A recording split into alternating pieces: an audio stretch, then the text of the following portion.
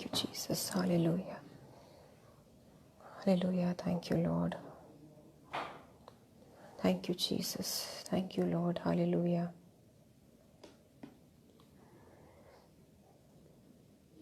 Hallelujah. Thank you, Jesus. Give you glory, honor, and praise, Lord. Thank you, Jesus. Thank you, Lord.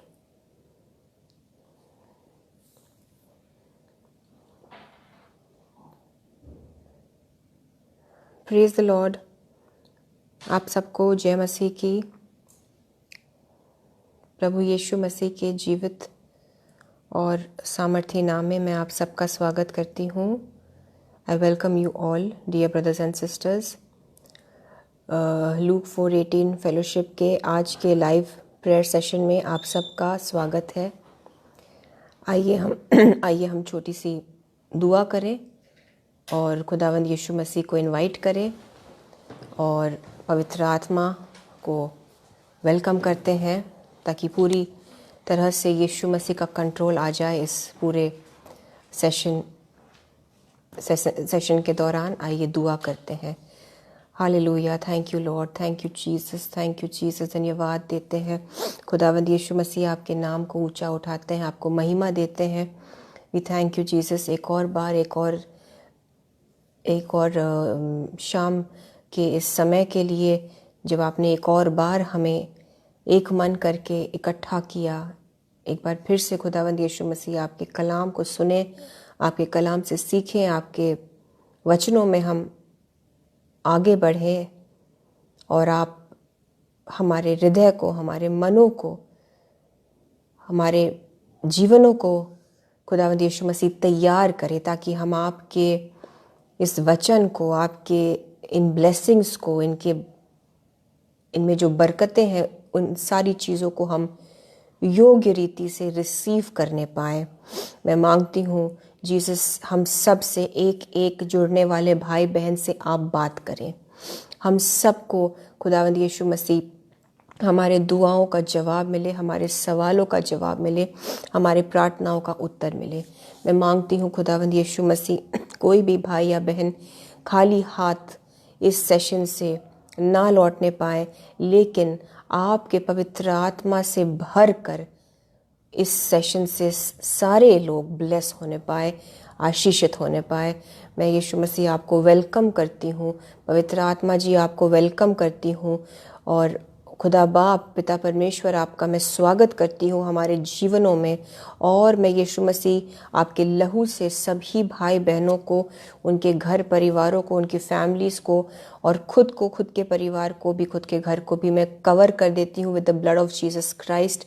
इस पूरे session को मैं यीशु मसीह के blood से cover कर देती हूँ और पूरा वचन खुदावंद यीशु मसीह मेरे ज़बान से निकला हुआ एक एक वर्ड आपके पाक रूह के पूरे हिदायत से होने पाए। आपकी मर्ज़ी के बिना खुदावंद यीशु मसीह ना मैं एक शब्द ज़्यादा और ना मैं एक शब्द कम बोलूं, लेकिन एग्जैक्टली जो आज के दिन हमसे बात करना चाह रहे हैं, एग्जैक्ट वही अल्फाज मेरे ज़बान से आप निकालिए, मेरे मुंह में वो वचन डालिए खुदावंद यीशु मसीह जो आपके बच्चों को सुनने की ज़रूरत है। मैं यीशु के नाम से इस पूरे वक्त को जीसस के हाथों में सौंपते हुए, यीशु के लहू से सारी चीज़ों को कवर करते हुए, मैं यीशु मसीह के नाम से हम सब एक मन होकर इस प्रार्थना को मांगते हैं। खुदा बाप हमारी दुआओं को सुनिए और कबूल करिए। Amen, amen, amen. Praise the Lord. Brothers and sisters, आप सबका मैं स्वागत करती हूँ, वेलकम करती हूँ आज के फेसबुक लाइव सेशन पर। लूक 4:18 फेलोशिप के इस लाइव प्रेयर सेशन में आई वेलकम यू ऑल। आइए हम एक आभारी मन से और एक इच्छुक मन से यीशु के कलाम में आगे बढ़े और सुनते हैं कि आज जीसस हमें अपने वचन से क्या सिखाना चाहते हैं, हमें किस चीज़ की ज़रूरत है, हमें जिस चीज़ की ज़रूरत है उस एग्जैक्ट उन्हीं चीज़ों का जवाब आज खुदावंद यीशु मसीह अपने वचन से हमें दे। ऐसी हमारी दुआ है। आज हम चलेंगे brothers and sisters in the book of Galatians, गलातियों की पुस्तक में, जो कि नए नियम में है। हम उसके 6ठे पाठ में देखेंगे, 6th चैप्टर। और जो आयतें हैं उनको आप मेहरबानी से नोट कर लें। कोई भी मेरे भाई या मेरी कोई बहन अगर इन आयतों को कमेंट्स में आप इनको डालते जाएंगे तो सब देख पाएंगे और सब उनको नोट भी कर पाएंगे। हम जाते हैं गलेशियंस, गलातियों के पुस्तक, उसके 6ठे पाठ में, और मैं आपके लिए पहली, दूसरी, तीसरी आयत पढ़ूंगी। हे भाइयों, यदि कोई मनुष्य किसी अपराध में पकड़ा भी जाए तो तुम जो आत्मिक हो नम्रता के साथ ऐसे को संभालो और अपनी भी चौकसी रखो कि तुम भी परीक्षा में न पड़ो। तुम एक दूसरे का भार उठाओ और इस प्रकार मसीह की व्यवस्था को पूरी करो। तीसरी आयत, क्योंकि यदि कोई कुछ न होने पर भी अपने आप को कुछ समझता है तो अपने आप को धोखा देता है। ओके, वन बाय वन हम इन आयतों पर फोकस करेंगे। सबसे पहली बात पौलुस कहते हैं गलातियों के 6 उसकी पहली आयत में, हे भाइयों, यदि कोई मनुष्य किसी अपराध में पकड़ा भी जाए तो तुम जो आत्मिक हो नम्रता के साथ ऐसे को संभालो। अगर हम किसी भाई या बहन को जानते हैं जो गुनाह में पड़ गए हैं, जो किसी अपराध में पड़ गए हैं, खास तौर से हमारे जो मसीही भाई बहन हैं, अगर उनसे कोई गलती हो भी जाती है तो बाइबल बताती है कि हम उनको बड़े ही नम्रता से, हम जो आत्मिक है, हम जो समझते हैं कि उस पर्टिकुलर भाई या उस पर्टिकुलर बहन ने वचन से बाहर काम किया है, बाइबल बताती है कि उन पर आरोप ना लगाएं, उनको सब लोगों के सामने, पूरी कलीसिया के सामने शर्मिंदा और लज्जित ना करें, और कोई भी ऐसी चीज़ हम ना करें जो कि नम्रता के दायरे के बाहर है। यानी कि बड़ी ही हलीमियत से, बहुत ही विनम्रता से, पोलाइटनेस के साथ, दया के साथ, पवित्र आत्मा के सारे फलों को दर्शाते हुए हम उस अपने भाई या बहन को उनके गलती के बारे में बताएं। और मैं समझती हूँ सबसे अच्छा तरीका ये होता है कि आप उन्हें एकांत में समझाएं, एकांत में बात करें, जहाँ सिर्फ आप हैं, वो भाई या बहन है और यीशु मसीह मौजूद होंगे। सबसे पहले तो आत्मिक लोग जो भटक गए हैं उनको नम्रता के साथ ऐसे को संभालो। आज इस वर्ड पे ध्यान देंगे हम, संभालो। जो आत्मिक है उनकी एक रिस्पॉन्सिबिलिटी है, जो भटक रहे हैं या जो थोड़े कम आत्मिक हैं या जो नए हैं, उनको संभालने की रिस्पॉन्सिबिलिटी।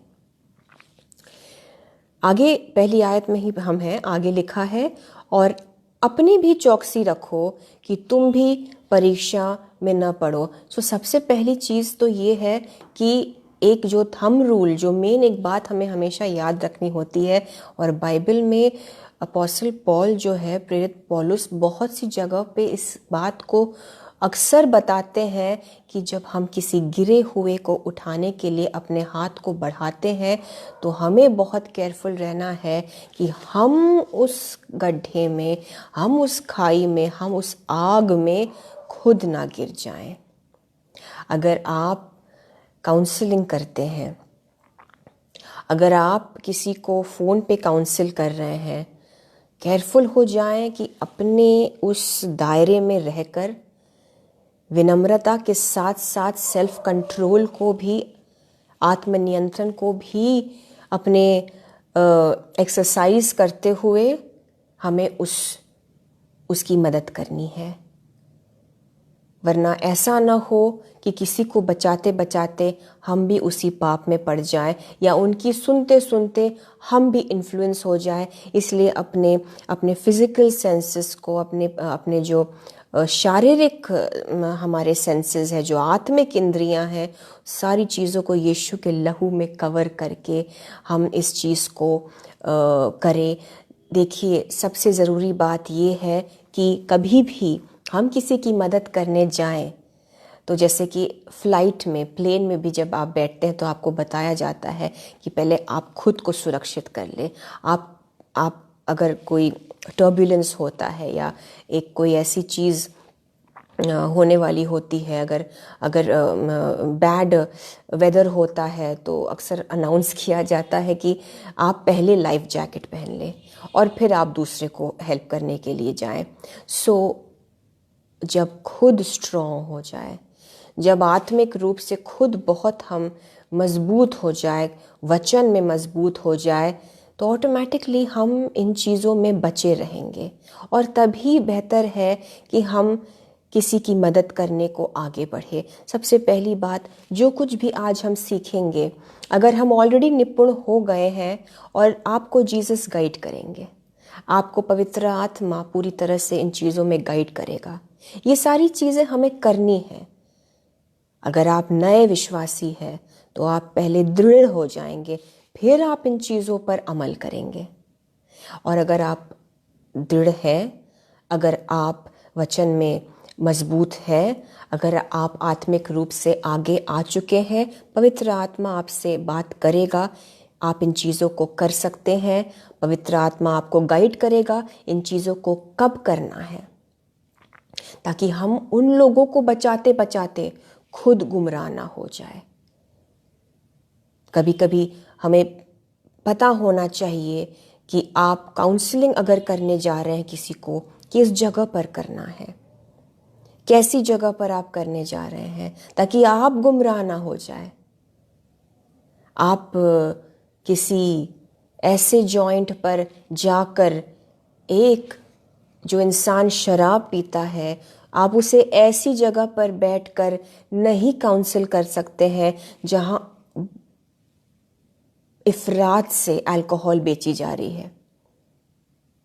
बेटर है आप ऐसी जगह पर आ जाए जहां पवित्र आत्मा का काम ओपनली हो। और सबसे अच्छी चीज़ तो ये होती है कि आप फ़ोन पर भी काउंसलिंग कर सकते हैं।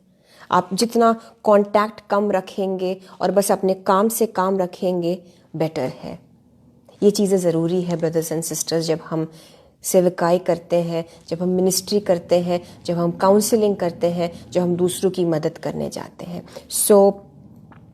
और हाँ, जो भाई हैं वो भाई जो है, जो जेंट्स हैं उनकी मदद करें, जो लेडीज़ हैं वो लेडीज़ की मदद करें। तो इस तरीके से क्या है कि हम एक्चुअली खुदा का काम अच्छे से और बहुतायत से कर पाएंगे, खुद को भी बचाए रखेंगे। सबसे पहली चीज़ पौलुस ये बात स्पष्ट कर देते हैं कि हम अपनी भी चौकसी रखें, ताकि हम खुद भी उस परीक्षा में ना पड़े। ओके, सेकंड वर्स, तुम एक दूसरे का भार उठाओ और इस प्रकार मसीह की व्यवस्था को पूरी करो। मसीह की व्यवस्था क्या है? यीशु मसीह ने जो पूरी व्यवस्था है उसे दो चीज़ों में समअप कर दिया, क्योंकि यीशु मसीह कहते हैं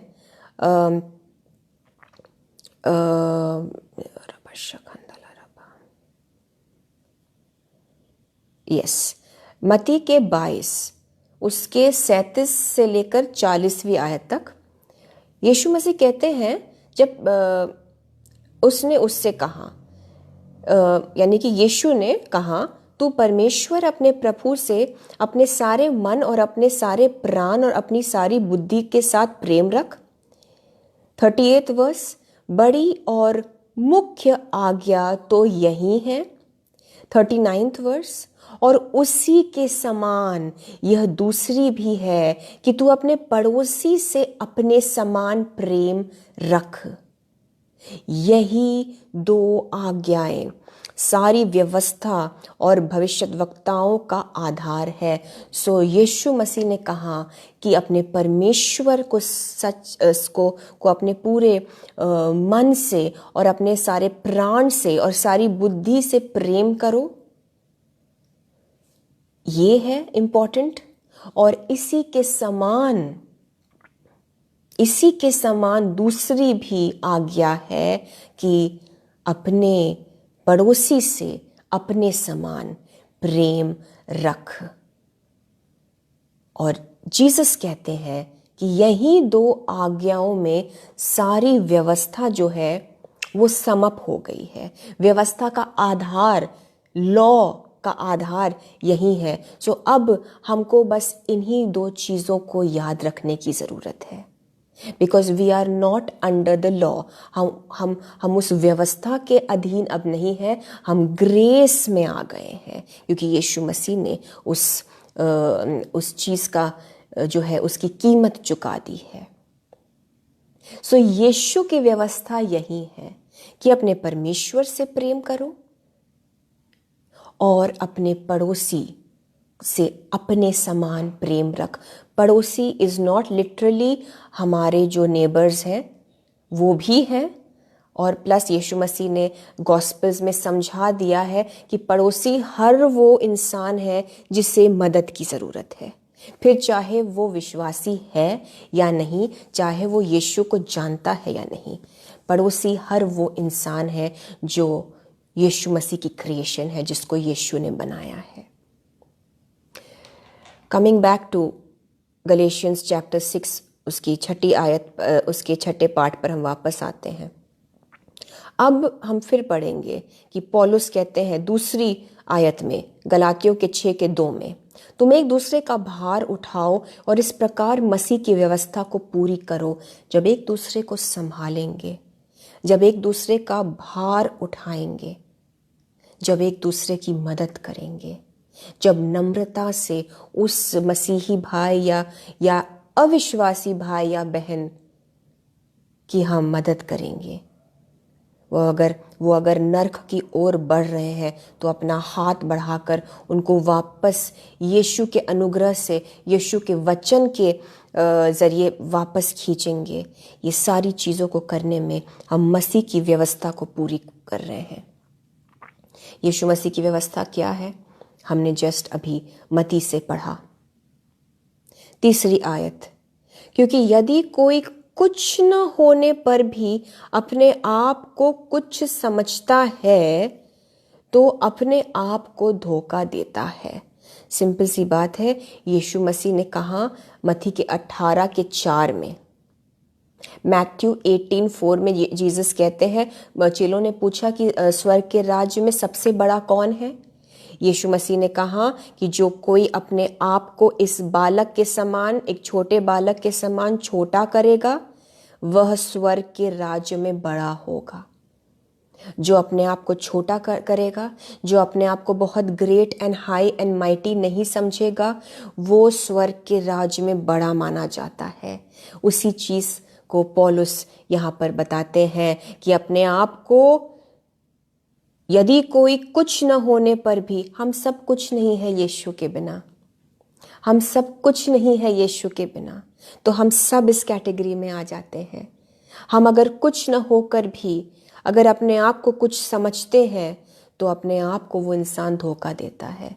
इसीलिए वो कहते हैं कि नम्रता से हम बिल्कुल इस बात को अदरवाइज ना समझे कि अगर हमसे एक्सपेक्ट किया जा रहा है कि हम लोगों की मदद करें, जो मसीही लोग हैं या नॉन बिलीवर्स भी हैं, उनकी बोझ को हम संभालें, तो हम कतई एक सेकंड के लिए भी ना सोचें कि हम कोई ग्रेट, कुछ बहुत ही बड़े हैं या कुछ हम बड़े ही हाई लेवल पर आ गए हैं या खुदा हमको बहुत ऊंचे दर्जे पे रखता है इसलिए हमें ये काम दिया गया है। इसीलिए पौलुस ने पहले ही कह दिया कि नम्रता से करना है, अपने आप को बहुत बहुत ही ज़्यादा ज्ञान वाला नहीं समझना है। खुद को नीचा रख के करना है, हलीमियत से करना है। ये सारी चीज़ें, इनका डिस्क्लेमर इससे पहले कि हम किसी की मदद करने जाएं, पौलुस हमें और वचन हमें आज पहले ही बता देता है। क्योंकि अगर हमने खुद को बड़ा ग्रेट या बहुत ही हमने खुद को सामर्थी अगर समझा, तो हम खुद को ही धोखा दे रहे हैं। आइए आगे चलते हैं। गलातियों के 6, मैं 4 अब और 5वीं आयत पर जाऊंगी। सारी चीज़ें नम्रता से करनी है। गलातियों के 6, 4 और 5वीं आयत, गलेशियंस चैप्टर 6 वर्सेस 4 और 5 लिखा है, पर हर एक अपने ही काम को जांच ले और तब दूसरे के विषय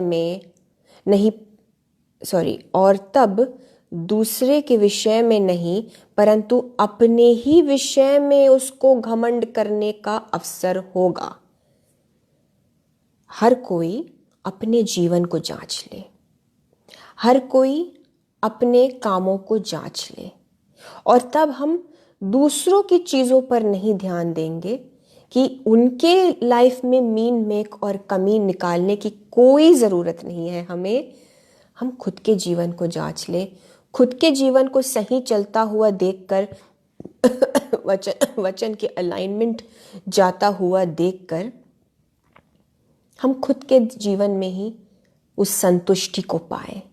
लिखा है कि हम अपने ही विषय में उसको घमंड कर अपने ही विषय में उस व्यक्ति को घमंड करने का अवसर होगा। यानी कि वो अपने ही विषय में घमंड नहीं, लिटरली नहीं, लेकिन वो संतुष्ट हो जाएगा।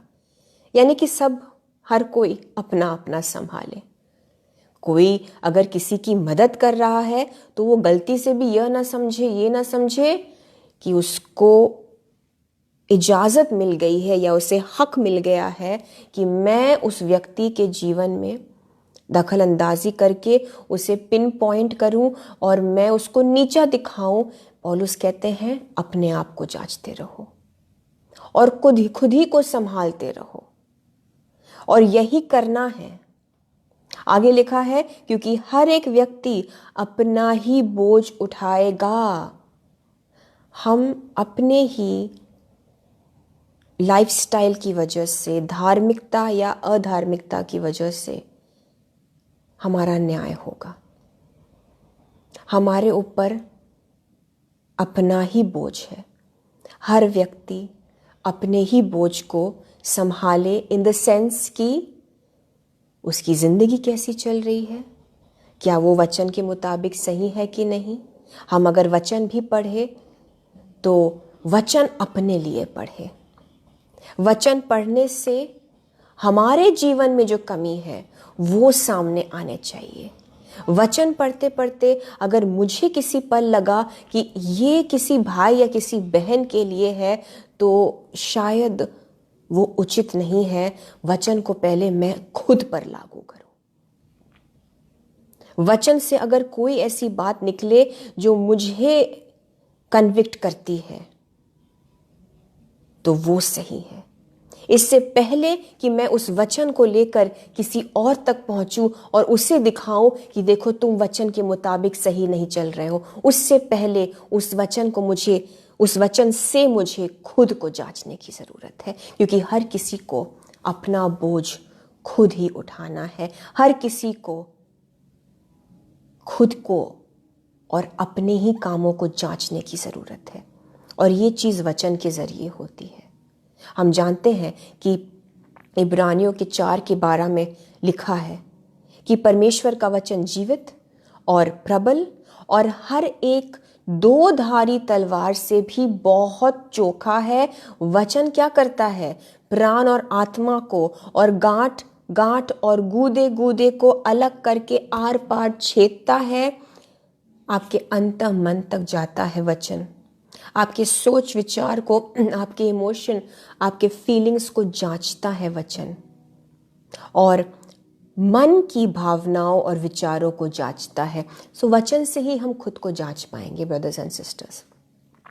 और पौलुस कहते हैं हर कोई खुद को ही जांचे। ये जो काम है, ये जो बोझ है, वो मुझ पर और आप पर है खुद के लिए। हम इससे पहले कि वचन की टॉर्च को लेकर दूसरों पर चलाएं, मैं इससे पहले कि किसी भाई या बहन को वचन के मुताबिक कुछ बताऊं, पवित्र आत्मा ऐसा काम करता है कि उस वचन पर पहले हम कन्विक्ट किए जाते हैं। पहले वो वचन मुझे काटेगा, पहले वो वचन जो है मेरे गांठ गांठ और गूदे गूदे को अलग करके मेरे मन के विचारों को, मेरे इमोशंस और फीलिंग्स को जांचेगा। और फिर उस वचन से मैं किसी और को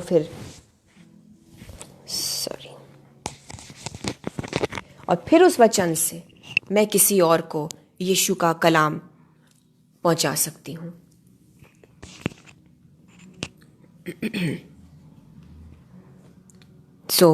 और जॉन के 15 में, यूहन्ना के 15 में लिखा है, वचन हमें साफ करता है। हम सब जानते हैं, हम इन आयतों को पढ़ चुके हैं। वचन से ही हम खुद को जांच पाएंगे, वचन ही हमें साफ भी करेगा। और हर कोई ये अपने लिए पहले खुद करे। अपने लिए हमें बस यही करना है, खुद को जांचते रहना है, खुद को जांचते रहना है, वचन से परखते रहना है। आगे हम चलेंगे गलातियों के 6। ये सारी चीजें हमें बताई गई है वचन में, ताकि किसी की मदद करते करते मैं उड़ने ना लगूं, मैं खुद को बहुत ग्रेट ना समझने लगूं, मैं रूटेड रहूं, मैं समझूं, मैं जानूं इस बात को कि मुझे खुद को जांचते रहना है। ये मेरा काम है, ये मेरा बोझ है, मेरे लिए मेरा सिर्फ यही बोझ है। आपके लिए जो है, आपकी यही रिस्पॉन्सिबिलिटी है और आपके लिए यही बोझ है अपने लिए। क्योंकि बहुत ज़्यादा खुद पर जब हम फोकस करते हैं तो दूसरों का बोझ नहीं संभाल पाएंगे। तो खुद से रिलेटेड जो बोझ संभालना है वो इतना ही संभालना है कि देखना है कि हम सही चल रहे हैं कि नहीं वचन के मुताबिक। आगे लिखा है, जब हम आगे जाएंगे तो ये जो बोझ है, जो संभालने की बात है, ये और क्लियर करते जाएंगे यीशु मसीह। गलातियों के 6 पर अब हम देखेंगे, 7वीं आयत से लेकर 10वीं आयत। Just a second.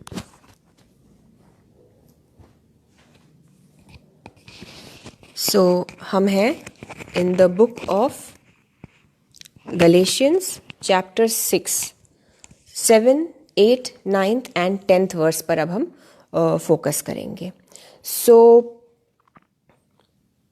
धोखा न खाओ, परमेश्वर ठट्टों में नहीं उड़ाया जाता, क्योंकि मनुष्य जो कुछ बोता है वही काटेगा। क्योंकि जो अपने शरीर के लिए बोता है वह शरीर के द्वारा विनाश की कटनी काटेगा, और जो आत्मा के लिए बोता है वह आत्मा के द्वारा अनंत जीवन की कटनी काटेगा। वह आत्मा के द्वारा अनंत जीवन की कटनी काटेगा।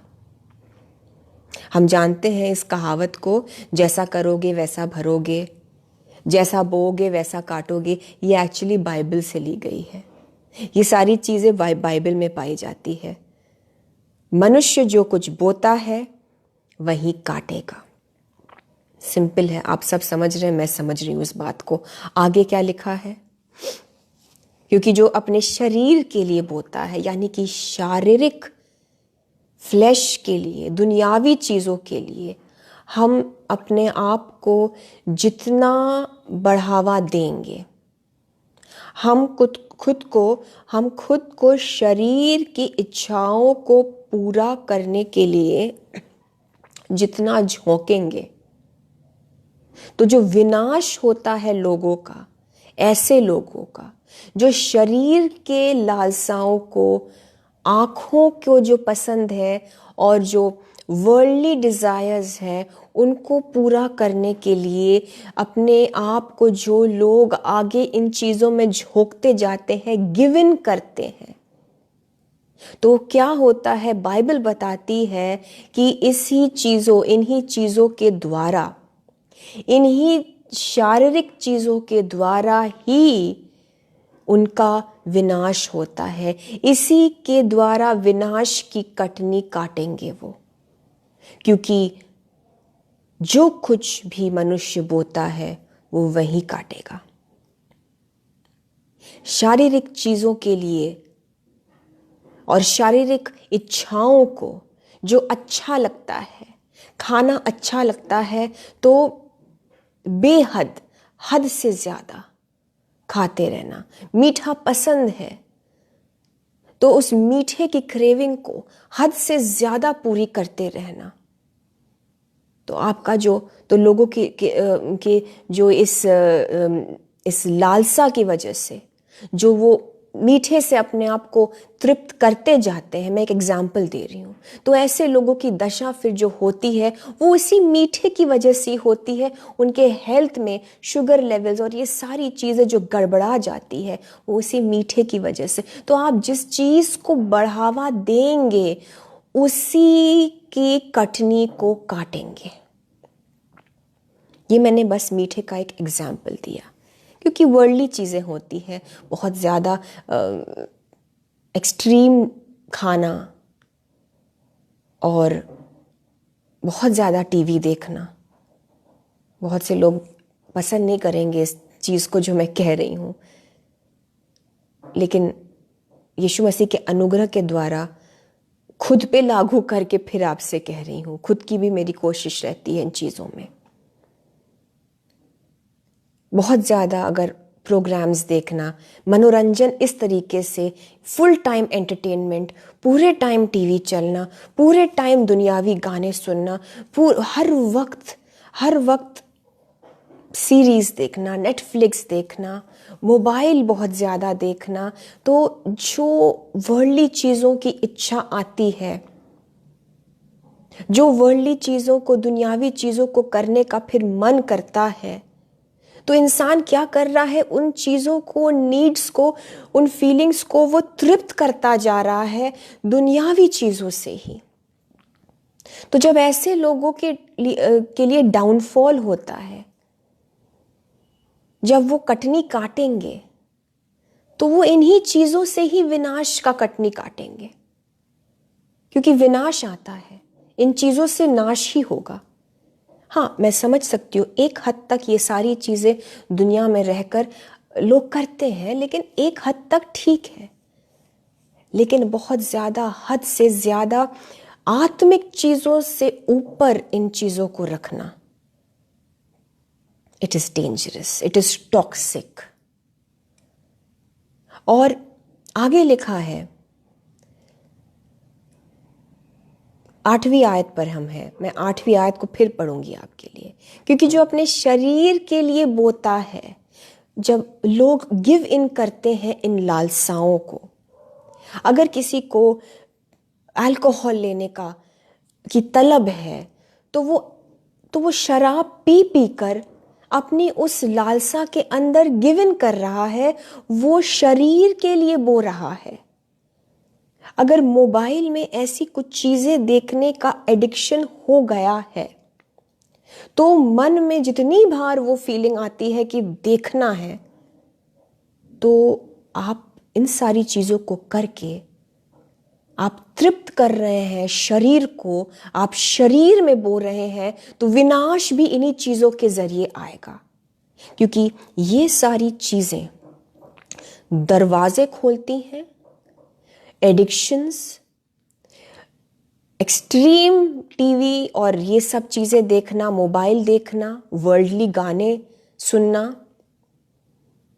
बहुत ज़्यादा एंटरटेनमेंट करना, नशे, ये सारी चीज़ें अनगॉडली चीज़ें हैं, दरवाजे खोलती हैं और लोगों के जीवन में उन दरवाज़ों के ज़रिए दुष्ट की चीज़ें, शैतानी चीज़ें प्रवेश करती है। इवन अगर आप पर जादू टोना किया, लेकिन आप सही तरह से आप धार्मिकता में अपने जीवन को बिता रहे हैं, दैट कर्स कैनॉट कम। जादू टोना आपके जीवन में नहीं आ सकती। There is no sorcery against Israel. Bible बताती है कि अगर कोई चीज़ को असर करना है, कोई शैतानी चीज़ को असर करने के लिए उसे एक ग्राउंड की ज़रूरत है।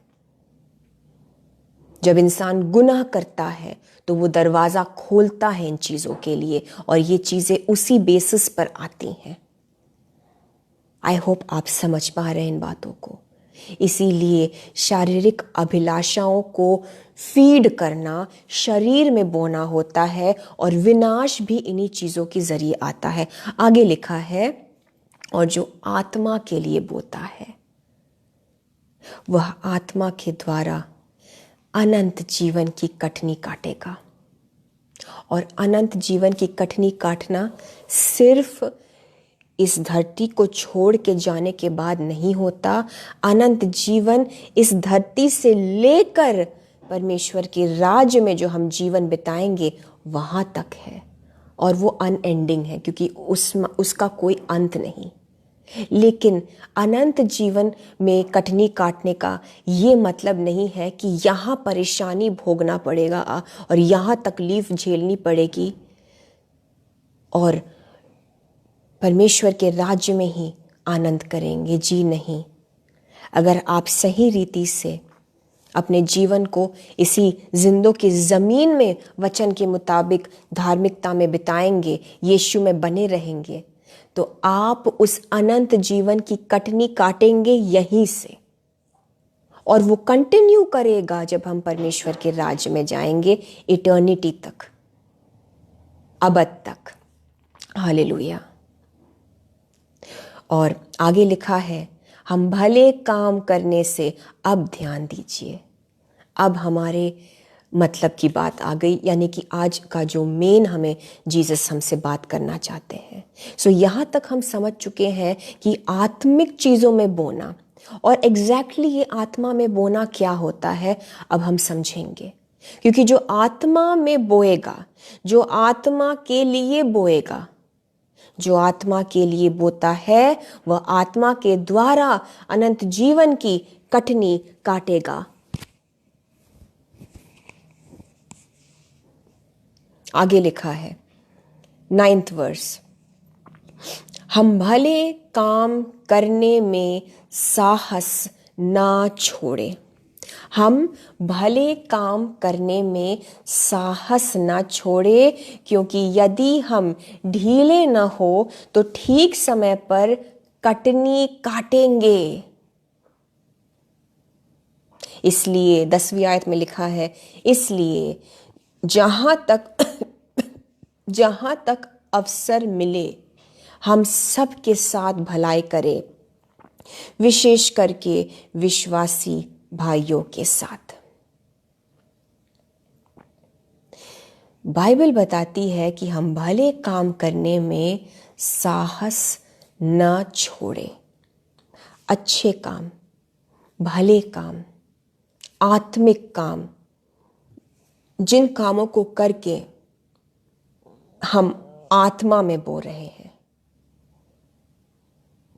दूसरों को संभालने का काम, दूसरों के बोझ को उठाने का काम, यीशु के बोझ को उठाने का काम, ये भले काम होते हैं।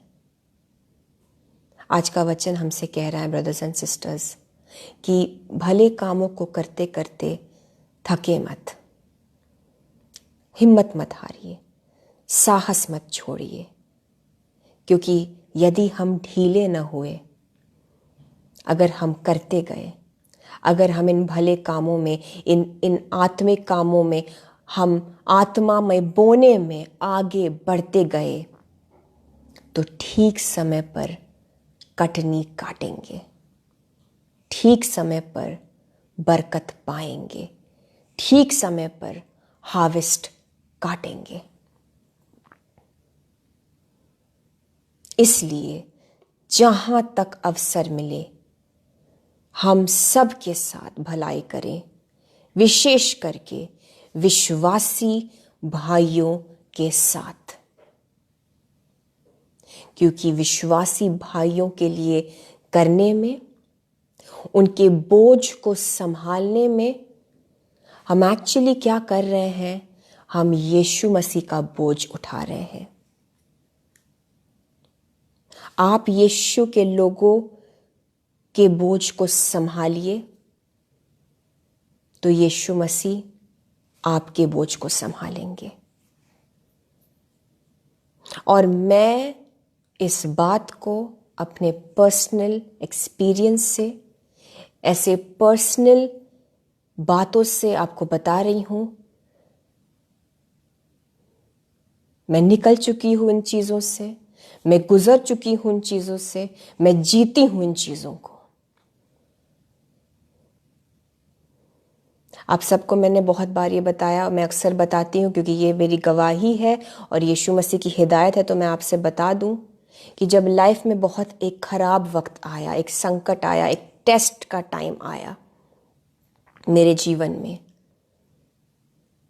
और मैं जीसस से बार बार आंसर मांग रही थी कि इस चीज से मैं कैसे निकलूं, ये चीज कैसे खत्म होगी। मेरे सवाल बहुत थे, मेरे इश्यूज बहुत थे, और ऐसे इश्यूज थे कि मैं समझा नहीं पा रही थी। और जब जितनी बार मैं जीसस से कहती कि लॉर्ड मैं क्या करूं, ये कैसे होगा, ये कैसे खत्म होगा, तो यीशु मसीह मुझसे हर बार कहते थे कि मेरे लोगों के लिए प्रार्थना करो, मेरे लोगों के लिए दुआ करो, मेरे लोगों के लिए करो। और मैं समझ नहीं पा रही थी क्योंकि मेरे सवाल का जवाब मुझे लग रहा था कि ये नहीं है।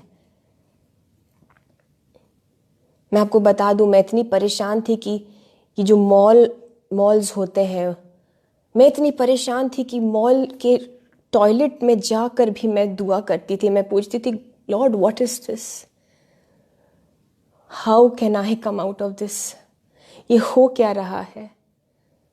और एक ही आवाज, एक ही आंसर। मैं आपको अपने डेस्परेशन का बता रही हूँ, मैं आपको बता रही हूँ कि मैं कितनी बेचैन हो रही थी। और एक ही आंसर हर बार।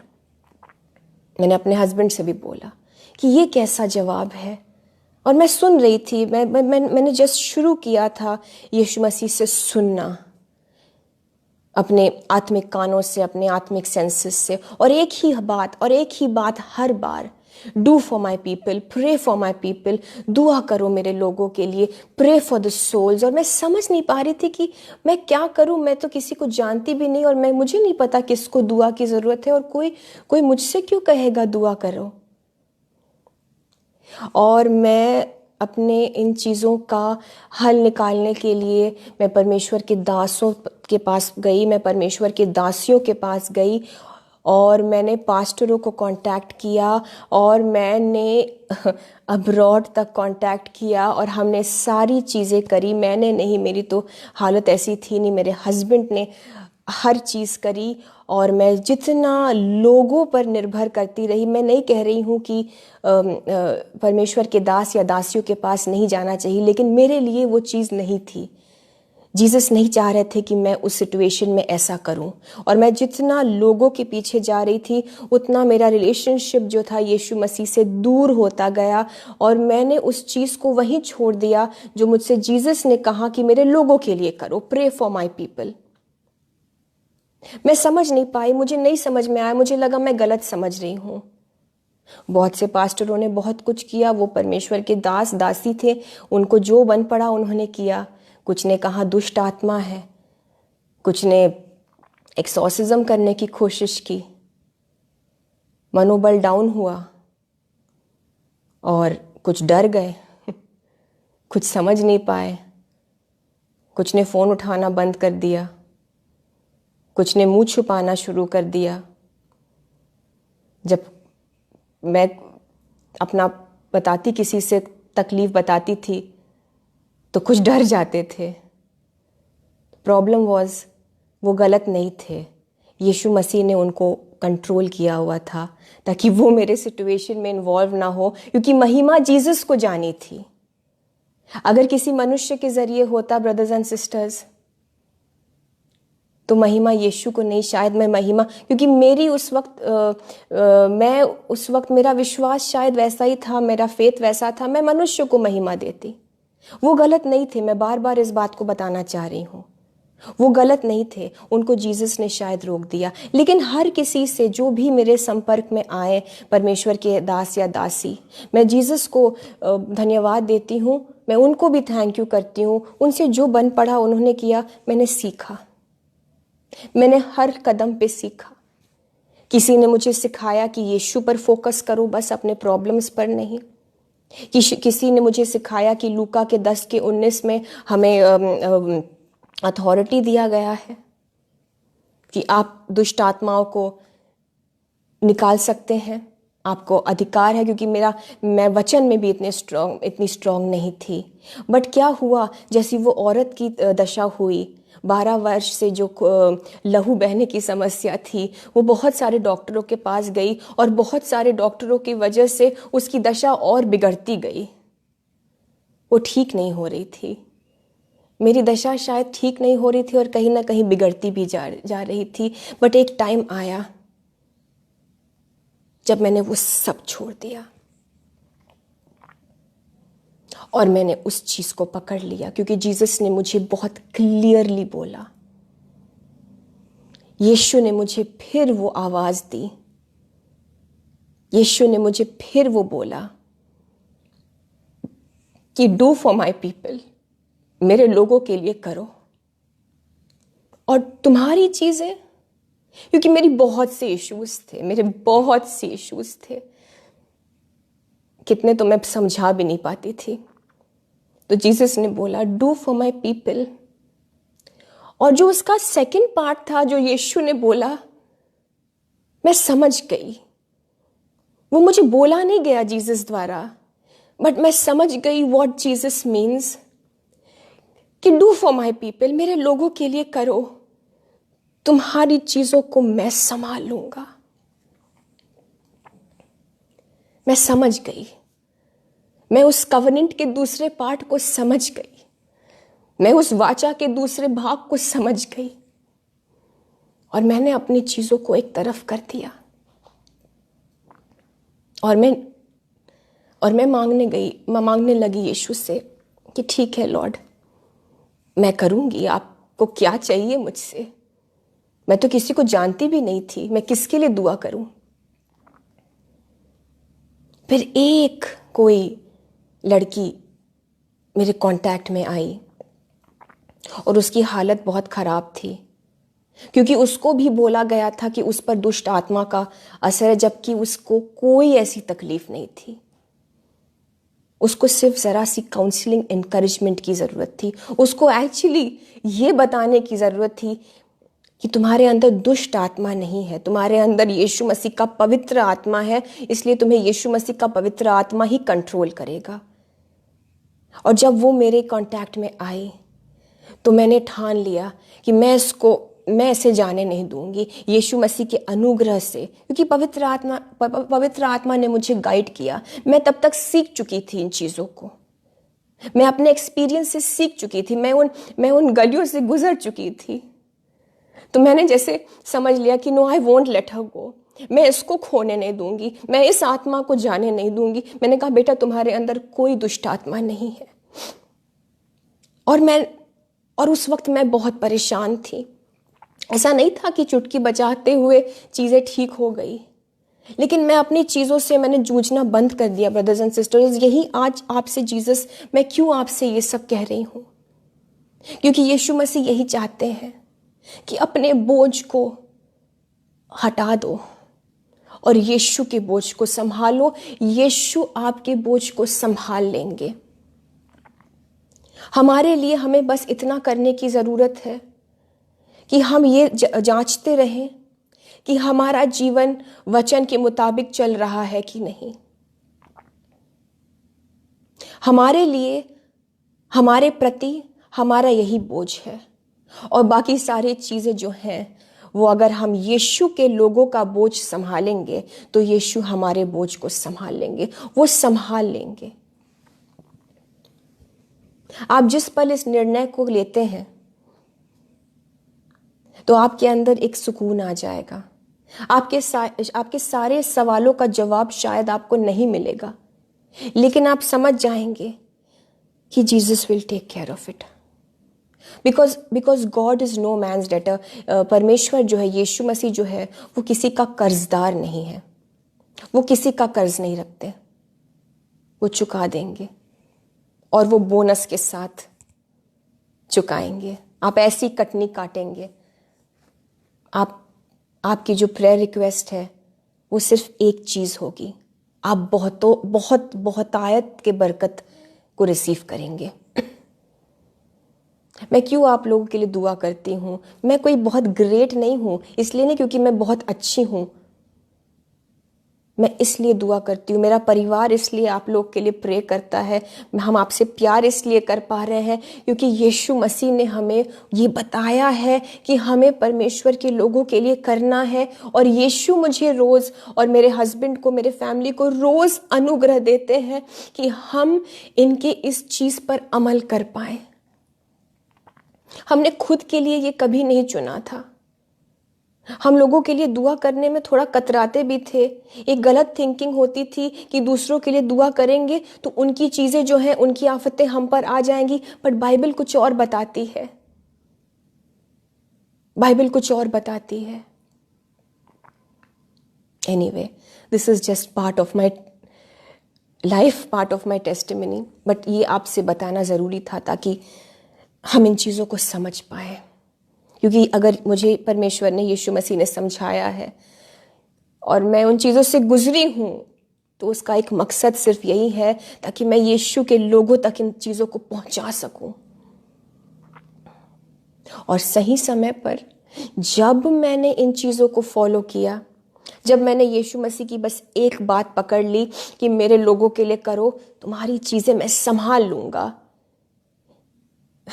जब ऐसा मैंने किया, एक लड़की से, एक विश्वासी से शुरुआत हुई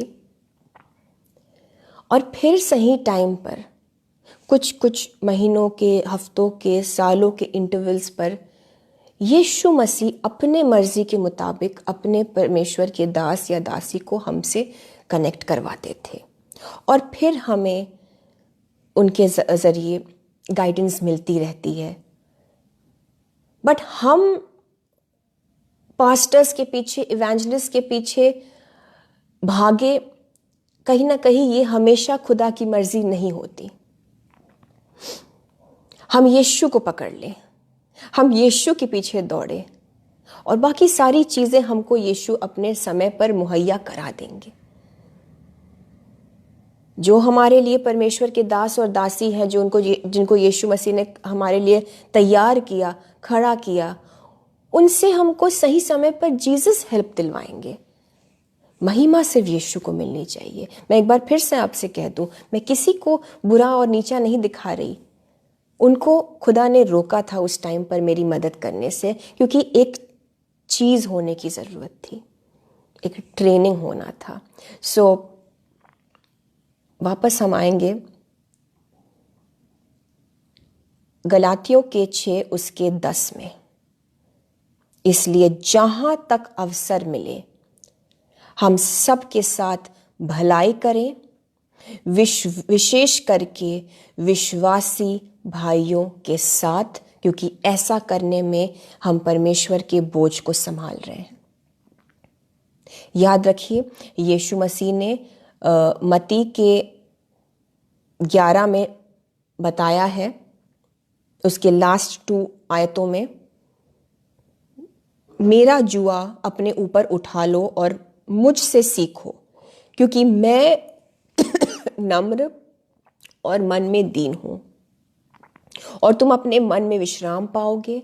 सो यीशु का जुआ हमारे ऊपर हमें लेना है, उनसे कनेक्टेड रहना है। आखिरी आयत मत्ती के 11 की 3वीं आयत, क्योंकि मेरा जुआ सहज और मेरा बोझ हल्का है। यीशु का बोझ हमें लेना है। यीशु का बोझ हल्का है। यीशु का बोझ लेने से हम अपने मन में विश्राम पाएंगे, क्योंकि यीशु का बोझ जब लेंगे तो यीशु मसीह हमारे बोझ को संभाल लेंगे। यीशु मसीह का बोझ क्या है ब्रदर्स एंड सिस्टर्स? ये हल्का बर्डन, ये हल्का बोझ क्या है? यीशु का बोझ हमारे लिए यही है कि हम यीशु मसीह के लोगों को संभालें, गिरते हुओं को उठाएं, किसी को दुआ की ज़रूरत है उनके लिए दुआ करें, ना दिखावा करके मन में अकेले में करे या जैसे भी करे, उनको बताएं, उनके साथ बैठे, उनके साथ बैठ के, उनकी फैमिली के साथ बैठ के वचन बांटे। Pray for somebody. दुनिया में लोगों की बहुत संकट है। ये सच नहीं है जो हम फेसबुक इंस्टाग्राम पर देखते रहते हैं, ये सच नहीं है। सच ये है कि लोगों के जीवन में ब्रदर्स एंड सिस्टर्स बहुत बोझ है, बहुत प्रॉब्लम है। जब आज आप जीसस से कहेंगे कि यीशु मसीह मैं तैयार हूं, मैं आपके बोझ को संभालूंगा, मैं आपके बोझ को संभालूंगी और अपना बोझ मैं आपको दे देती हूं, अब मुझे पवित्र आत्मा की अगुवाई से दिखाइए कि मुझे किसकी मदद करने की जरूरत है और कैसे करने की जरूरत है। आपको पवित्र आत्मा गाइड करेगा, लेकिन मैं आपको बता दूं, ऐसा नहीं होगा कि नेक्स्ट डे तुरंत आपके पास एक भीड़ आ जाएगी और आप, ऐसा नहीं होगा। हो सकता है एक शख्स आए आपके कांटेक्ट में, और क्या पता वही एक शख्स ही है जिसके लिए आपको इस पृथ्वी पर भेजा गया हो। क्योंकि जब एक भी आत्मा बचती है तो स्वर्ग राज्य में, हेवन में रिजॉइसिंग होती है। तो आप समझ सकते हैं उस एक आत्मा की भी वैल्यू कितनी है। और आप फिर अपनी कटनी काटेंगे, आप अनंत जीवन की कटनी को काटेंगे, जो कि इस जीवन में शुरू हो जाएगी। जब अब्राहम ने अबीमेलेक, जो कि जिसने सारा को अपने साथ रखना चाहा, लेकिन सारा के साथ अबीमेलेक ने कोई गलत काम नहीं किया। उसे लगा था कि सारा जो है वो अब्राहम की, आप उत्पत्ति में ये पढ़ सकते हैं, अब्राहम की बहन है। उसे लगा कि सारा अब्राहम की बहन है, क्योंकि ऐसा उसे बताया गया था। तो परमेश्वर का क्रोध अबीमेलेक पे आया, लेकिन उसे ख़त्म नहीं किया प्रभु ने, क्योंकि अबीमेलेक को रोक लिया था गुनाह करने से। तो प्रभु परमेश्वर ने क्या कहा अबीमेलेक से कि मेरा दास अब्राहम तुम्हारे लिए दुआ करेगा। और जब अब्राहम ने, आप इसको उत्पत्ति के 21 में देख सकते हैं, उत्पत्ति के 20 में, उत्पत्ति के 20 में आप ये पढ़ेंगे, बहुत इंटरेस्टिंग चीज है। जब अब्राहम ने अबीमेलेक के लिए दुआ करी तो अबीमेलेक की जो पत्नी थी और उसकी दासियां जो थी, उनका गर्भ परमेश्वर ने खोल दिया था, क्योंकि परमेश्वर ने ही अब्राहम की पत्नी सारा के लिए अबीमेलेक के घराने की सभी स्त्रियों के कोखों को पूरी तरह से बंद कर दिया था। अब्राहम को परमेश्वर ने चाहा कि अब्राहम अबीमेलेक के लिए दुआ करे, और तब उनके वूम्स खुल गए।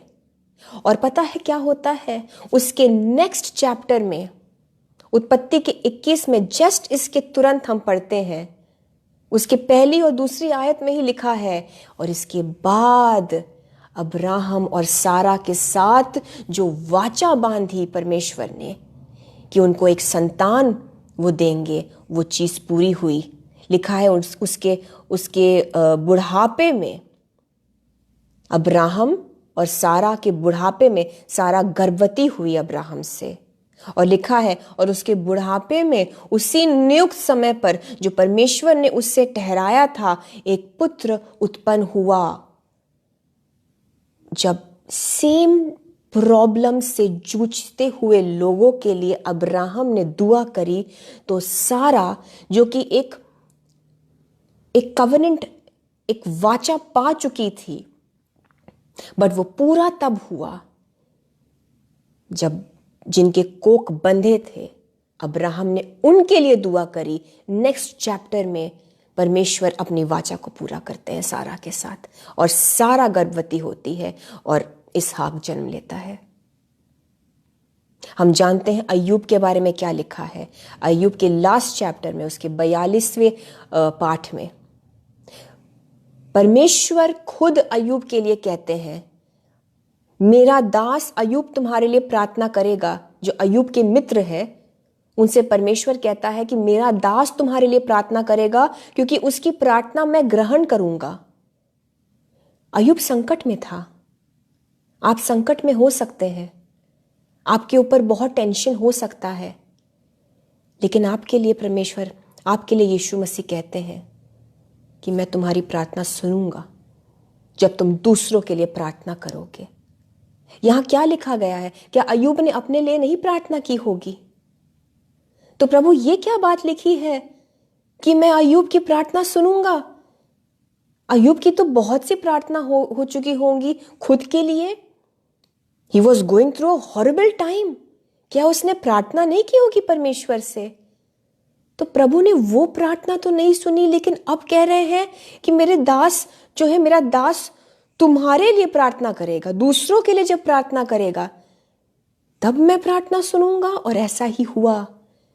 जब अय्यूब ने उनके लिए प्रार्थना किया तो खुदा ने अय्यूब के जो मित्रों के लिए जो अय्यूब ने प्रार्थना की, लिखा है तब यहोवा ने, जब अय्यूब ने अपने मित्रों के लिए, ध्यान दीजिएगा, जब अय्यूब ने अपने मित्रों के लिए प्रार्थना की तब यहोवा ने उसका सारा दुख दूर किया, और जितना अय्यूब के पास पहले था उसका दुगना यहोवा ने उसे दे दिया।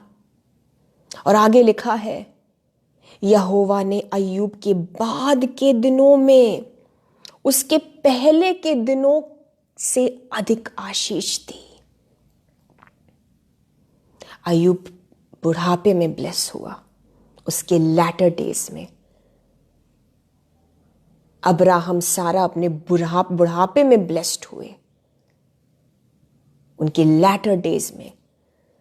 जो वो अपने बुढ़ापे में उन्होंने आशीषें बटोरी, उनके पहले के दिनों के मुकाबले वो कई ज्यादा दुगना आशीषित हुआ अय्यूब। आपने जो कुछ भी देखा है आज तक, आप जिस भी हालात से गुजर रहे हैं इस वक्त, आपने खुद के लिए बहुत दुआ की होगी, लेकिन आज यीशु मसीह आपके संदर्भ में आपके लिए ऐसा कहते हैं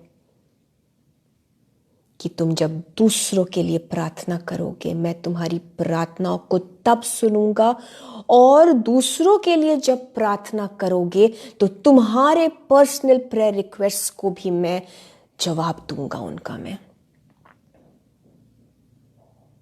अब्राहम को परमेश्वर ने बहुत बरकत दी। इसहाक उसके one of the many blessings में से था। अय्यूब को परमेश्वर ने, जोब को परमेश्वर ने दुगना लौटाया। जितना उसने खोया उसका दुगना लौटाया। उसके प्रेयर रिक्वेस्ट से बढ़कर उसे जवाब दिया, क्योंकि इन लोगों ने, और बहुत सी ऐसी हम देखते हैं जगह है बाइबल में, बहुत से ऐसे इंसिडेंट्स हैं कि जब आप दूसरों के लिए पानी डालेंगे, आप दूसरों की जमीन को सींचेंगे, तो प्रभु आपको भी तृप्त करेगा।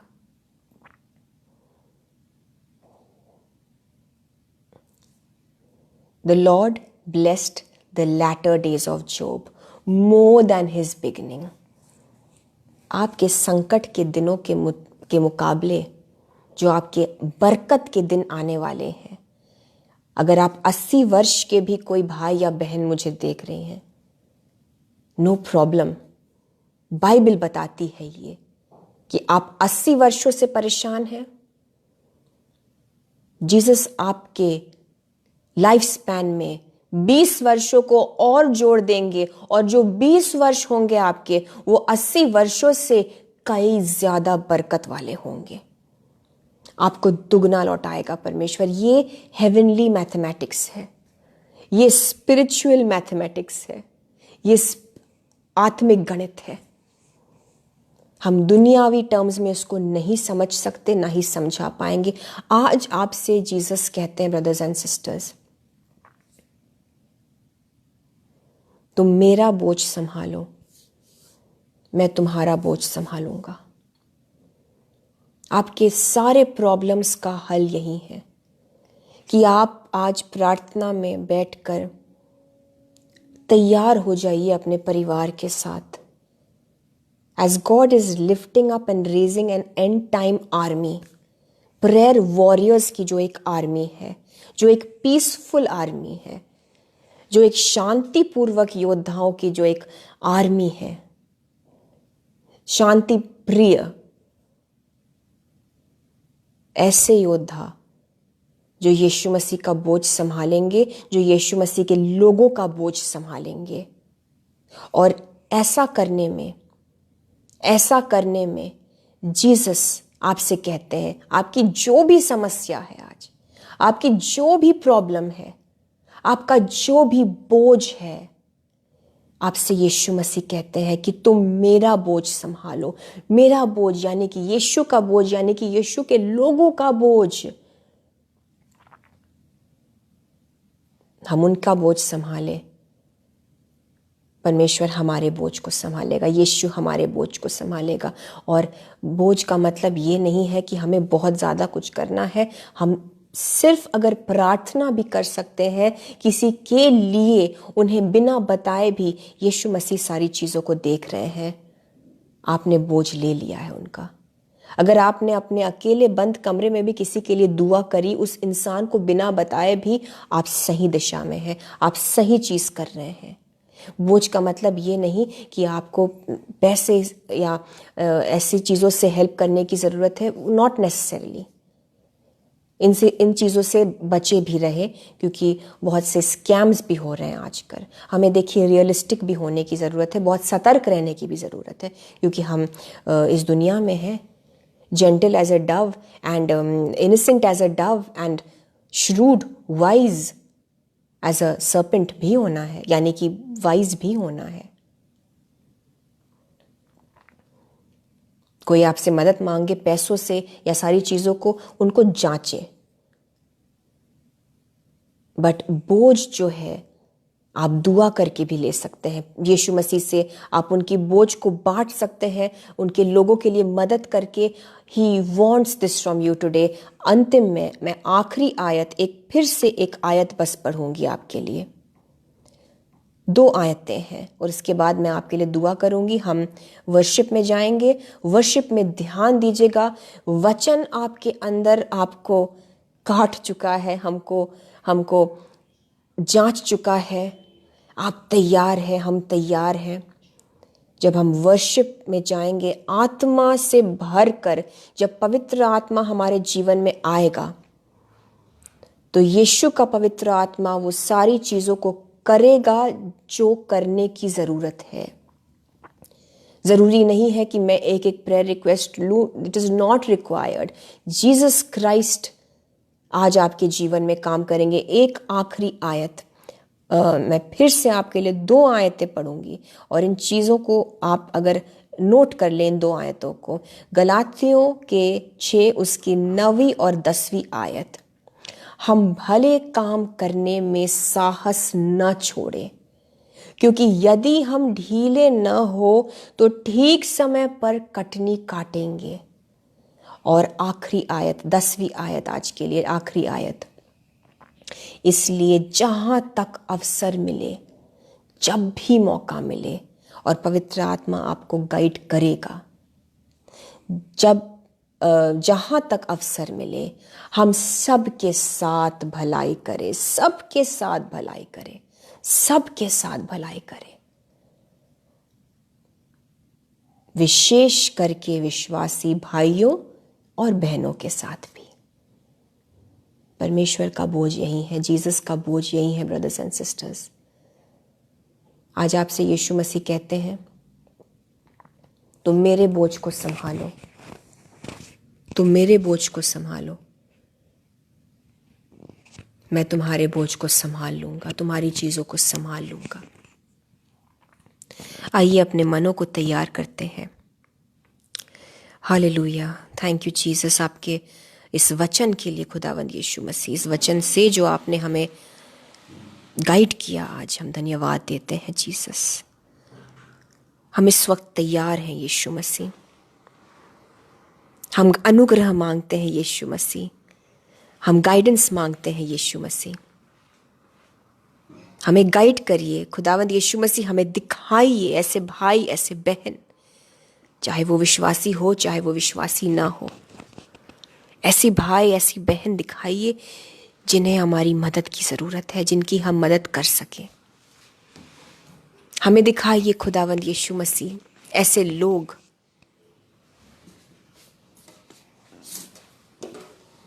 जिनकी मदद करने में हम आपका बोझ लेंगे, और किस रीति से करना है जीसस, हमसे बात करिए। और हम अपने बोझ को जीसस, अब जब हम वर्शिप करते हैं, आइए हम अपने बोझ को यीशु को सौंप दें। यीशु मसीह अपने बोझ को जीसस इस वर्शिप के दौरान आपको दे देते हैं। लॉर्ड, आप ले लीजिए, आप ले लीजिए। 1 मिनट, करीब आ जाओ, come close. Brothers and sisters, पूरा ध्यान वर्शिप में और पूरी तरह से अपने मनों को तैयार करिए, और पवित्र आत्मा ज़रूर आपके जीवन में इस वक्त काम करेगा। यीशु मसीह, तेरे जैसा है कोई नहीं, तेरे चरणों में झुके आसमां और महिमा गाए ज़मीं। यीशु मसीह, तेरे जैसा है कोई नहीं, तेरे चरणों में झुके आसमां और महिमा गाए ज़मीं। हम गाएं होज़ाना, तू राजाओं का, तू राजाओं का है राजा, तेरी महिमा होवे सदा। तू है प्रभु हमारा खुदा। हम गाए होज़ाना, तू राजाओं का है राजा, तेरी महिमा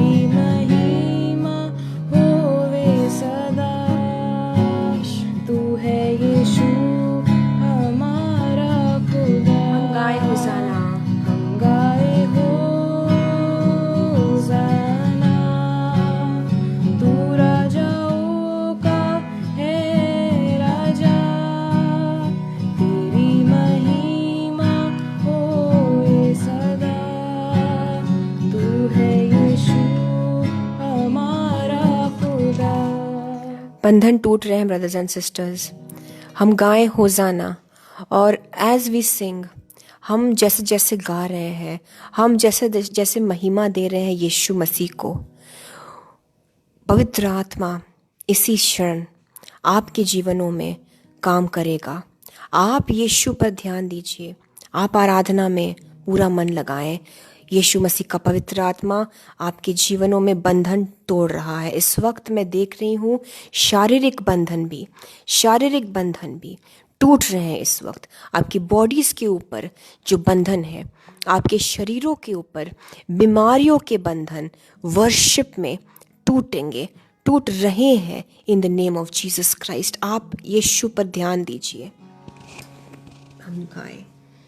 हम गाए होज़ाना, तू राजाओं का है राजा, तेरी महिमा होए सदा, तू है प्रभु हमारा खुदा।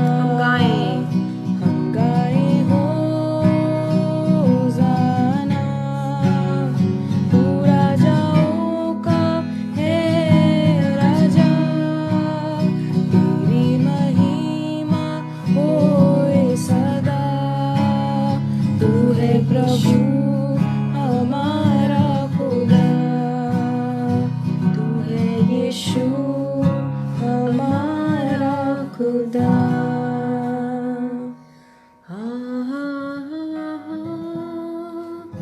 Hallelujah, hallelujah, hallelujah,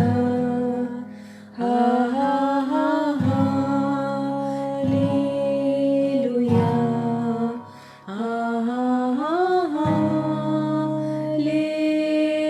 hallelujah,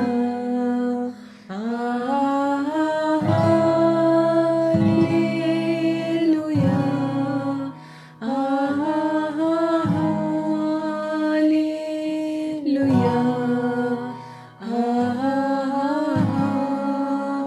hallelujah, amen. Hallelujah. Thank you, Lord. Thank you, Jesus. Thank you, Lord. Brothers and sisters, आँखों को ना खोलें, आँखों को ना खोलें। आप में से कुछ इस वक्त रो रहे हैं। मैं आपको बताना चाहती हूँ, यीशु मसीह आपके आंसुओं को पोंछ रहे हैं। Hallelujah, hallelujah. आँखों को ना खोलें। आप जितने इस वक्त रो रहे हैं, आपके आंसुओं को जीसस पोंछ रहे हैं, आपके बोझ को यीशु ले रहे हैं। Can I tell you this right now? मैं आपसे बता देना चाहती हूँ, आप जिस क्षण तैयार हो जाते हैं जीसस के बोझ को उठाने के लिए, आपने अगर ये निर्णय लिया है, आपने अगर अनुग्रह मांगी है जीसस से इस चीज़ को करने के लिए, क्योंकि हम अपनी सामर्थ्य से नहीं कर पाएंगे ब्रदर्स एंड सिस्टर्स। अगर आपने अनुग्रह मांगा और अगर आप इस वक्त मांग रहे हैं, अपने मुंह को खोल के मांगिए, कहिए यीशु मसीह मुझे अनुग्रह दीजिए, यीशु मसीह मुझे अनुग्रह दीजिए। लॉर्ड मुझे ग्रेस दीजिए, मुझे अनुग्रह दीजिए, मेरी मदद करिए ताकि मैं आपके बोझ को उठा पाऊँ, मैं समझ पाऊँ कि आप क्या चाहते हैं। और आप अगर इस वक्त दिल से इस दुआ को कर रहे हैं, आपके अंदर यीशु की असीम शांति आ जाने पाए, आपके अंदर उस शांति के राजा, उस शांति के परमेश्वर की शांति आ जाने पाए, क्योंकि जीसस आपको गारंटी दे रहे हैं, यीशु मसीह आपको इस बात का एक आपसे वाचा बांधी जा रही है कि आपके बोझ को वो उठा चुके हैं। अब आपको अपनी चीज़ों की चिंता करने की ज़रूरत नहीं है, क्योंकि आपने यीशु के बोझ को ले लिया। He is a faithful God, वो विश्वास योग्य परमेश्वर है। वो आपके बोझ को इस वक्त आपसे ले रहे हैं। आपके कंधों पर से वो बोझ, वो भार उठ रहा है। वो भारी बोझ, वो भार उठ रहा है। यस यस यस, आपके कंधों पर से वो बोझ उठ रहा है। वो बर्डन, वो योक, वो शैतानी जुआ आपके ऊपर से टूटता है यीशु के नाम से, क्योंकि आपने इस बात को ग्रहण किया, इस वचन को ग्रहण किया।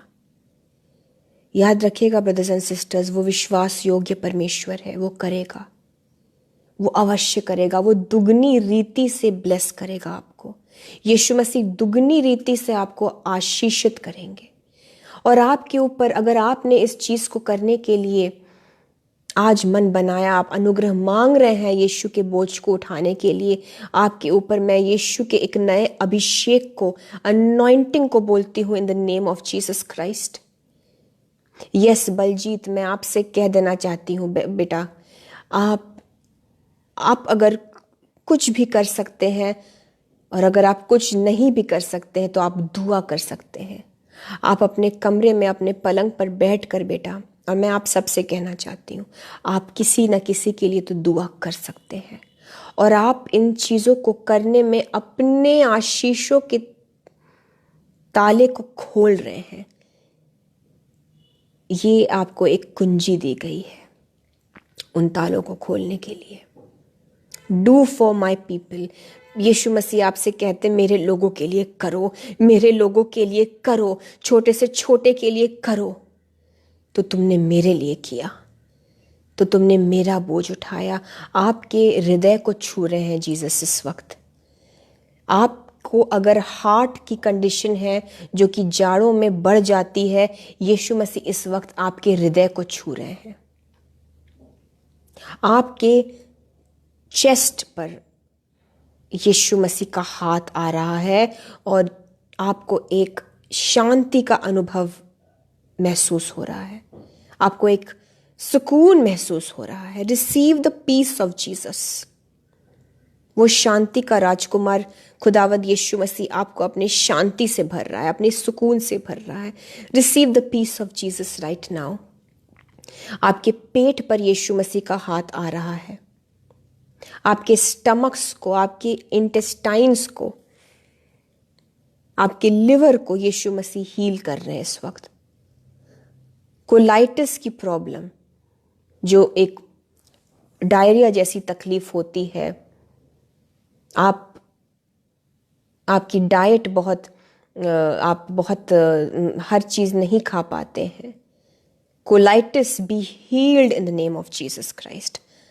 Stomach problems be healed, liver be healed in the name of Jesus Christ. Heart blockage be healed in the name of Jesus Christ. आपके जो नलियों में, जो हार्ट की जो नलियां हैं, अगर वो चोक्ड हैं, इस वक्त यीशु मसीह अपने फिंगर से, अपनी उंगली से, अपने पवित्र आत्मा के द्वारा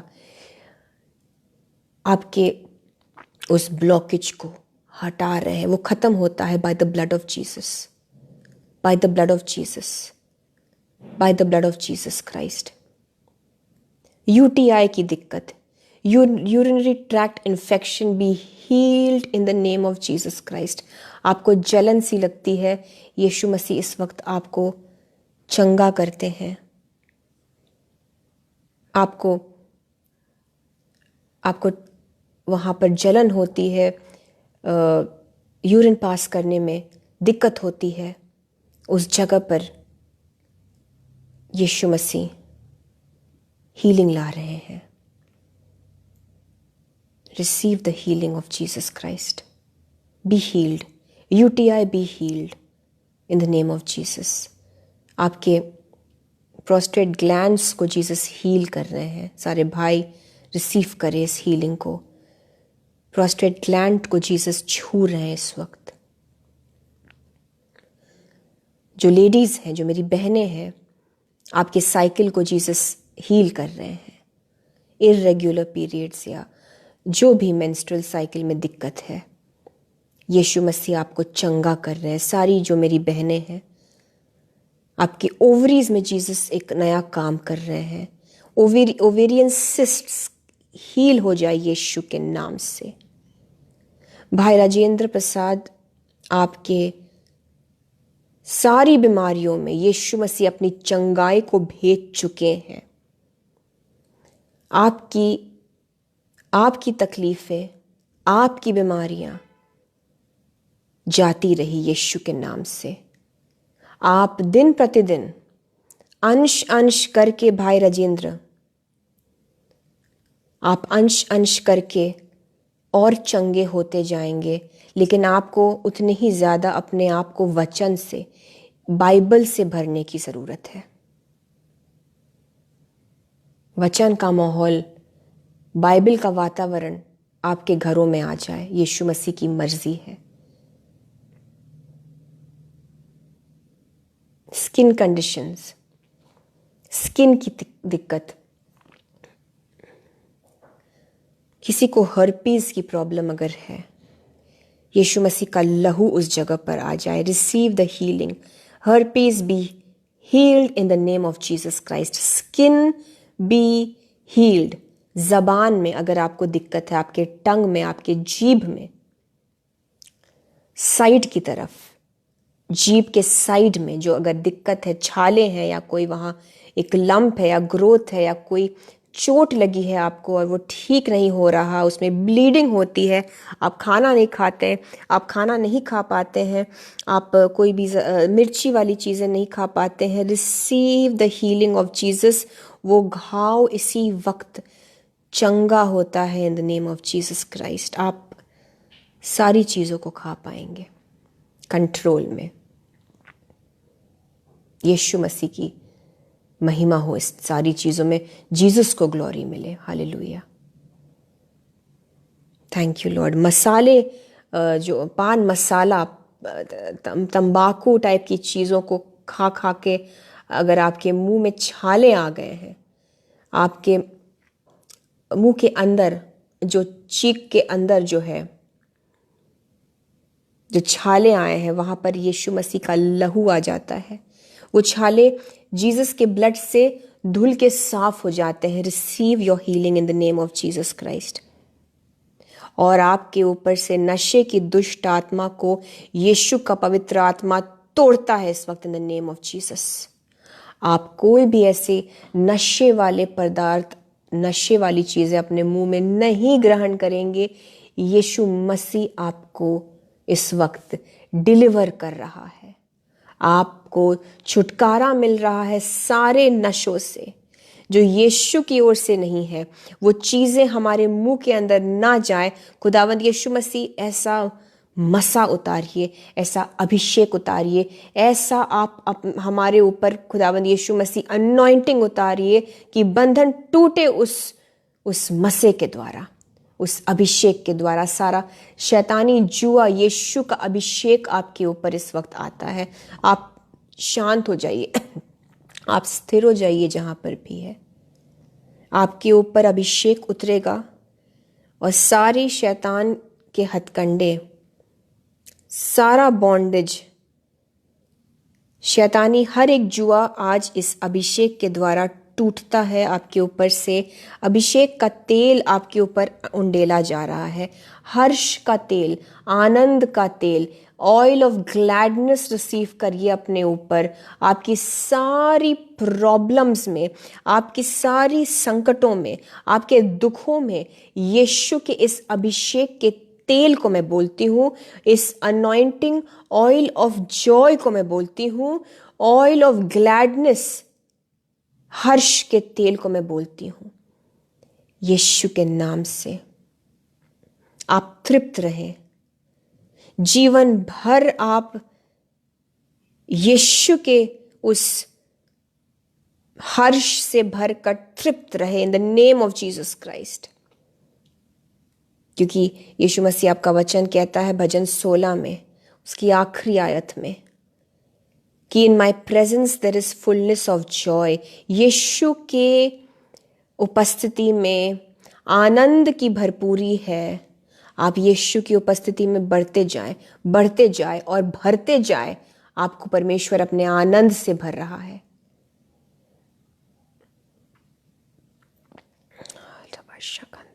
किडनीज में जीसस अपनी हीलिंग को भेज रहे हैं। किडनी स्टोन्स खत्म हो, नष्ट हो by the blood of Jesus Christ. Kidney में हीलिंग आती है यीशु के नाम से। नए नेफ्रॉन्स में बोलती हूं। किडनी प्रॉब्लम्स, डायलिसिस कैंसिल हो यीशु के नाम से। डायलिसिस कैंसिल हो यीशु के नाम से। आपके किडनीज में नए नेफ्रॉन्स बन रहे हैं। नए नेफ्रॉन्स बन रहे हैं आपके किडनीज में। यीशु मसीह एक अराबाशान देले बे क्रिएटिव मिरेकल कर रहे हैं। Creative miracle. आपके किडनीज को नया किया जा रहा है। शुगर की वजह से या ब्लड प्रेशर की वजह से किडनी में जो असर आया है, इस वक्त यीशु मसीह उस असर को खत्म करते हैं। आपकी किडनीज नए होते हैं in the name of Jesus. खुदावंद यीशु मसीह, मैं इन सारे ब्रदर्स एंड सिस्टर्स को आपके हाथों में सौंपती हूँ। भाई और बहनों, अपने सारे प्रेयर रिक्वेस्ट को आइए हम यीशु के हाथों में सौंप दें। आप शांत रहिए, स्थिर रहिए। ये अभिषेक का वक्त है, अनॉइंटिंग का वक्त है। आइए अपने सारी प्रार्थना गर्जों को हम यीशु के हवाले कर देते हैं। In the name of Jesus Christ, आप सबों के घरों पर यीशु मसीह का पवित्र आत्मा उतरे। आप सबों के ऊपर यीशु मसीह अपने पवित्र आत्मा को उंडेले। आपके परिवार के एक एक सदस्य को इस वक्त यीशु मसीह का पवित्र आत्मा छू रहा है। आपकी आंखों के अंदर, आपकी आंखों में अगर आपको चंगाई की जरूरत है, यीशु मसीह आपके आंख में, आपकी आईज में एक चंगाई का काम कर रहे हैं। रिसीव करिए। आपके आंखों में जीसस अपनी चंगाई को भेज रहे हैं। आप जो भी है मेरे भाई मेरी बहन, रिसीव करिए। आपके फाइनेंस को जीसस छू रहे हैं। मैं फाइनेंस में बरकत, मैं फाइनेंस में इजाफा बोलती हूँ यीशु के नाम से। ग्रोथ बोलती हूँ, सेविंग्स में ग्रोथ बोलती हूँ। सुपर नेचुरल ग्रोथ आ जाए आपके सेविंग्स में, आपके बैंक अकाउंट्स में। मैं this is not prosperity gospel, simple सी चीज है। यीशु मसीह हर क्षेत्र में बरकत देते हैं। जिस परमेश्वर में सामर्थ है कि वो आपके देह को चंगा करे, वही जीवित परमेश्वर खुदावंद यीशु मसीह आपके पैसों को भी चंगाई देने की और बरकत देने की सामर्थ रखता है। उसने अब्राहम को संपन्न रखा। खुदा ने अय्यूब को, जोब को दुगनी रीति से सारी प्रॉपर्टी, सारी एनिमल सब वापस किया। He is a rich God, he is a provider. This is not prosperity gospel. कोई खंडन ना करे परमेश्वर की इन चीजों को। ये यीशु मसीह करता है अपने बच्चों के लिए। क्यों यीशु के बच्चे कहीं और हाथ फैलाएं? अपने हाथों को यीशु के सामने आइए फैलाते हैं हम। परमेश्वर खुदावंद यीशु मसीह आपके फाइनेंस में बरकत दे। आपको कुछ चीज़ों की ज़रूरत है जिसके लिए आपको फाइनेंस की ज़रूरत है। आपके घर की हर एक ज़रूरत के लिए आपके फाइनेंस में खुदावंद यीशु मसीह जीसस क्राइस्ट इस वक्त इजाफा करे। एक सरप्लस अमाउंट आ जाए इन the name of Jesus Christ. आपको कार खरीदने की ज़रूरत है या शायद 2 व्हीलर की ज़रूरत है, यीशु मसीह आपको प्रोवाइड करे। मैं दुआ करती हूँ आपको लोन भी लेने की ज़रूरत ना हो। आपको किसी भी तरीके से ये जो एक सरप्लस अमाउंट चाहिए, ये जो एक एडिशनल अमाउंट चाहिए, यीशु मसीह आपको मुहैया कराए। यीशु मसीह आपको दे। यीशु मसीह उनको भी दे जो यीशु से फाइनेंस मांगने में हिचकिचाते हैं, जो कहते हैं कि हम जीसस से पैसे नहीं मांग सकते। यीशु मसीह उनको भी आशीषित करे। आपके फाइनेंस में यीशु मसीह वो बरकत, वो सरप्लस अमाउंट दे। इस वक्त मैं मांगती हूँ आपके फाइनेंसेस के लिए। आइए हम अपने फाइनेंसेस के लिए यीशु मसीह के सामने हाथ फैलाएं। आपको जिस भी चीज़ की ज़रूरत है, आपका कोई कंस्ट्रक्शन का काम शायद पूरा होना है, आपके कंस्ट्रक्शन के काम को पूरा करने के लिए आपको जितने पैसों की ज़रूरत है, जो कमी हो रही है, उसमें यीशु मसीह आपको उस अमाउंट का surplus they in the name of Jesus. Yes Lord, आप मदद भेजिए।